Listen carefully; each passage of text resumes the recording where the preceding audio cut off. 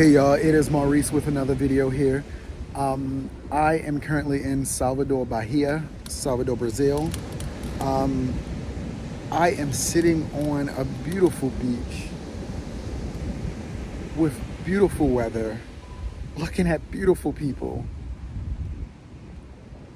and just so overwhelmingly blessed. Um, just blessed. You know what I mean? I feel like I spend a lot of time just being in awe at God. You know what I mean? In awe at how God just works things out in your life. You know what I mean? Like you have an idea of what you want your life to look like. You have plans. Of course, we all have these plans, and how God will take an idea, take some plans, and take your effort, because effort is required in anything that you want to do in life, and will just create something magical for you. You know what I mean? Like something that you couldn't even have envisioned for yourself. You know what I mean? So yeah, so right now in Brazil, and before I didn't even record when I was in Sao Paulo, because honestly, if you've been to Sao Paulo, I mean, everybody likes something different. It was not my type of place. The flavor was not where I needed it to be, both in people and in food. The energy was it just was very big city, grimy and gritty, and like it was just not what I was feeling. And so, quite honestly, I was kind of ready to leave Brazil because again, I don't know if I did a video about this. I don't think I did. But when I was in Peru, I had a lot of stuff that people said about Peru, and I felt like the food was subpar. I liked Peru, but the food, I'm one of those people, like, because I love food so much, that when the food is not good, it's hard for me to even gel with a place. So got here to Salvador, which is the second largest black city outside of the continent of Africa. And when I say it is black, it is bliggity black. You know what I mean? Like black power black. Love to see it. And so yes, if you get a chance to come to any place, if you have to only pick one city in Brazil, make it Salvador. I mean, I haven't been to Rio yet, and I plan to go to Rio probably in like a few weeks. So I haven't been to Rio yet, so I can't really speak to Rio. But I can just say, like, in a space of being black and blackness and black beauty, and Salvador is where it's at. I hear Rio is more like party central and stuff like that. So there's a place for that. I mean, I feel like Salvador has some nice little parties and stuff as well. But I digress. I've just really been just so grateful. I feel like the tone of my life for a long time has been gratitude. I've said this, I have so many different posts from years ago on Facebook that I always screenshot. These are memories that I wrote years ago. And the tone of my life has been gratitude, just being grateful, acknowledging where I am at, even when it's not the most perfect place, or even when it's not where I aspire to be, just showing gratitude. And so it has been, y'all know I get distracted easy. It has been a whirlwind to experience this life. What is this? It has been a whirlwind to experience this life. When I say what is this, I mean like these black guys carrying something. I thought it was a stingray or something. They was about to throw it on me. But they'd have got their ass whipped though. Let me just tell you that, both of them, 1 and 2, because I'm still from Baltimore. But yeah, it's been just this. The theme of my life has been gratitude, and so for me to be here and to be living this life, to be able to create the kind of life that I envision, with the help of God, of course, it's a beautiful thing. It's a beautiful thing to just sit in what this is. You know what I mean? Like this beauty, this awe inspiring.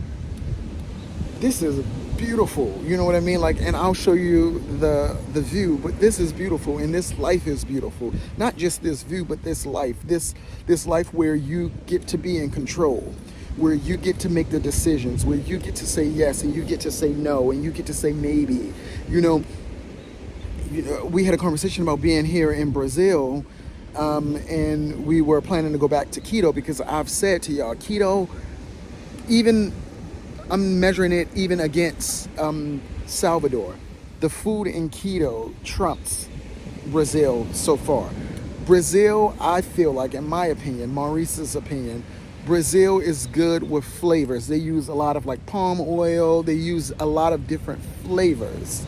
But keto, they season their food. There is a difference. They season their food, and therefore has like this already good flavor that comes from seasoned food, where I feel Brazil, Sao Paulo and Salvador, which is the only two places that I've been so I can speak on, have a good way. I mean, more so Salvador has a better way with flavors, but they still are not really seasoning the food, and so I've struggled there.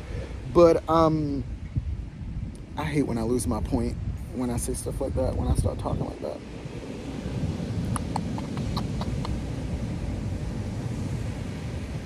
But anyway, I'm grateful to be in a place where I can make up my mind about, like, oh, that's what I was gonna say. At one point, I was, considering leaving to go back to keto because I wanted to be there for the food, and then, after getting here to Salvador and having this such a beautiful experience with Black people, and then the culture, and then like the beautiful beaches and just like nature, I was like, one of my friends asked me, like, why are you going back? Like, why do you have to go back right now? And that was a good question, because I was like, actually, why? There's no reason. There's no deadline for me to have to run back. There's nobody waiting for me in keto to have to run back to. It's like, and so then we decided to, like, let's just stay in Salvador for a while. Let's see how we feel here. We have a 90-day visa. So let's see how we feel here. And so the plan is to stay in Salvador for majority of the time, go to Rio for a little bit, and then head back to Quito before going to the States. And so, yeah, right now I'm just vibing out, enjoying life. But there is something to be said about having choices, of having the choice to do this or to do that, the choice to be here or to be there. It's a beautiful thing. And I think that a lot of us desire this kind of lifestyle. And I did a video before where I say, like, sometimes it's not that you don't have the vision as much as you don't have the strategy. And, I hope that a lot of people are putting in the strategy to fulfill their vision, because, this life is not easy. Let me tell you, by no means is this easy. A lot of people don't want to have to deal with the uncomfortability of hopping from Airbnb to Airbnb, or getting into a hotel or an Airbnb and it not being up to par with the cleanliness or the neighborhood, or, the smells. We walked into one spot and it smelled like somebody had been smoking cigarettes for 50 years in there, and the place was beautiful, but we had to leave because I don't want to be in a place that smells like cigarettes, like for a month or so, and so then you have to have money all tied up because you're waiting for a refund, and you have to book a new location.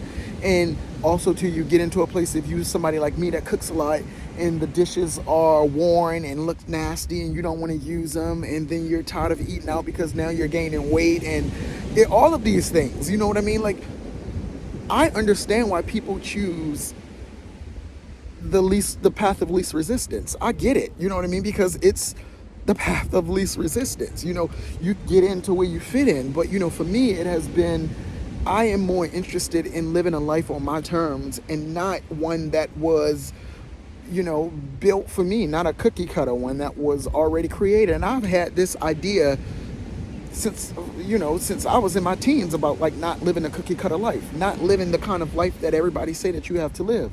And so for me, this is actually, putting art to practice, and so for me, I am, of course, like I said, led by gratitude always. Grateful that I get to live this life. Grateful that I get to choose to live this life. Every day I wake up and make a decision that, like, I'm going to keep going on and with this life, because yes, I can go back to the States and have a lease and be, tied in, not necessarily tied in because you're never stuck, but be, assume this normal life that I've lived for so many years. But I'm giving this a shot. And this, so far, it's been beautiful. Of course, not, like I said, not without its struggles, but beautiful nonetheless. And I'm going to keep on running forward in it and seeing how it is, seeing what it's like. And I feel like I've learned so much about myself. I've learned so much about what my abilities, my tolerance, I've learned so much about how to accept things that I might not have accepted living at home, living in the States, how to be adaptable without lowering my standards. That's the lesson that you'll learn being on the road, is like being adaptable without lowering your standards. And sometimes in some places, depending on where you at, you might have to lower them a little bit. You know what I mean? Like, you might have to accept things that you might not have accepted at home. But the reality is, and the conversation that I always have with myself is, Maurice, you're not home now. And if you wanted those things, you could go live back in the United States, And so there is a middle ground here where you can still live comfortably, but also, recognizing that a lot of the amenities, a lot of the things that we used to having, you sacrifice a little bit. And I'm sacrificing for this beauty. You know what I mean? And to me, it's worth it. It's worth it. It's worth being able to have a mental health day in the middle of the day. Actually, y'all, here's the building I'm staying in right here. Yeah, so I got like a ocean view.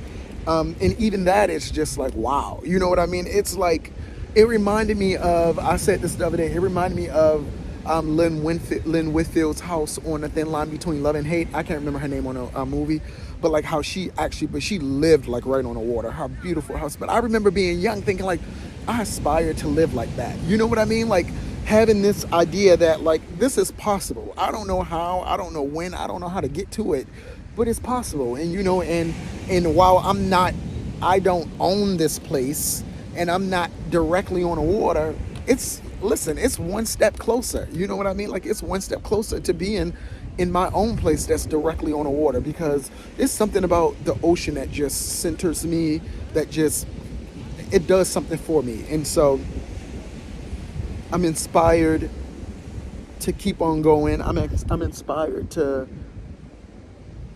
test life out more. I'm inspired to give it a go, to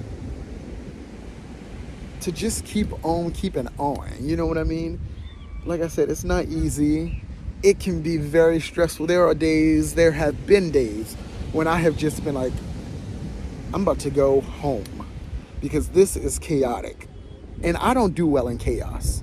You know what I mean? Like what is the scripture where it says that the enemy, the devil, is the author of chaos? I don't do well in chaos. Chaos makes me want to swing. And I don't like it. And so for me, that is a struggle. But, I'm learning to unlearn a lot of stuff, to recondition my mindset, to re-envision my life, to recalibrate when I need to, and to spend some time with myself. Y'all know I'm big on that. I'm big on spending time with oneself. And that's what I'm doing today. It's just me and me. It's just me and me, my favorite person. I'm my favorite person, y'all. I'm literally my favorite person. It's just me and me. Just vibing out, enjoying life, being grateful, thanking God for another day, another opportunity to feel the breeze, to listen to the waves of the ocean, to see the birds flying, to see the blue skies, to see crabs. Another day, If gratitude is not the theme of your life, I encourage you to recalibrate and to prioritize gratitude. Because I think gratitude puts us in positions that experience, that financial resources, that all of those things can't get us. Gratitude shifts us into this place. It puts us into this this atmosphere, you know what I mean, where God just blesses us abundantly when you lead with gratitude, no matter what your situation is, you know. I'm going to show y'all the beach view.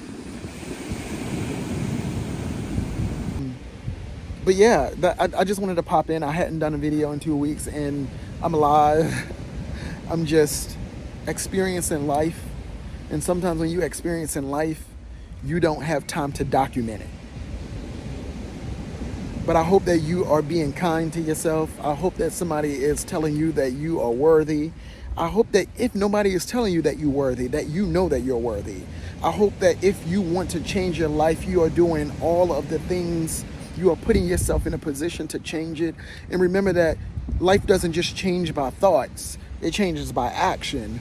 That if there's something that you want to do, just get started and figure it out as you go. When I wanted to experience this life, I didn't just sit on my hands and map out and plan it. I started packing the house up because I knew that this was the direction that I wanted to go, and I wanted the universe to understand that this was the next move. And so I started packing the house, and I started saying that I got to go. Put in the notice, the intent to move. I got to go. Didn't have it all figured out. Didn't even know that. Well, I knew that I wanted to come to Salvador, but didn't know how long I was going to be in Salvador, you know? Now the plan is to be here over a month, you know?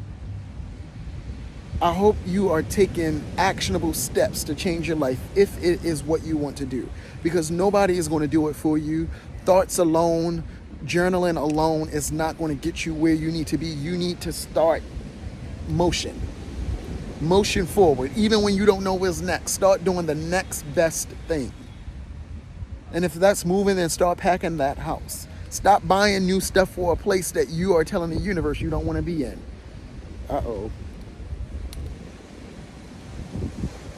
Stop planning vacations with a person that you're saying that you no longer want to stay with. All right, I'm gonna chill out. I love y'all. I'm always grateful for you. I'm thankful for you. I'm glad that you stopped by to watch or to listen. And I really hope that you are taking control of your life, because it is yours. And nobody's gonna do it for you. I can promise you that one. Nobody's gonna do it for you. And when you start doing it, it might jumpstart somebody in your circle to start doing it. And if it's not, at least you're getting what you need out of life. All right. Y'all interrupted my me time. I love y'all, and I'll see you on the next video.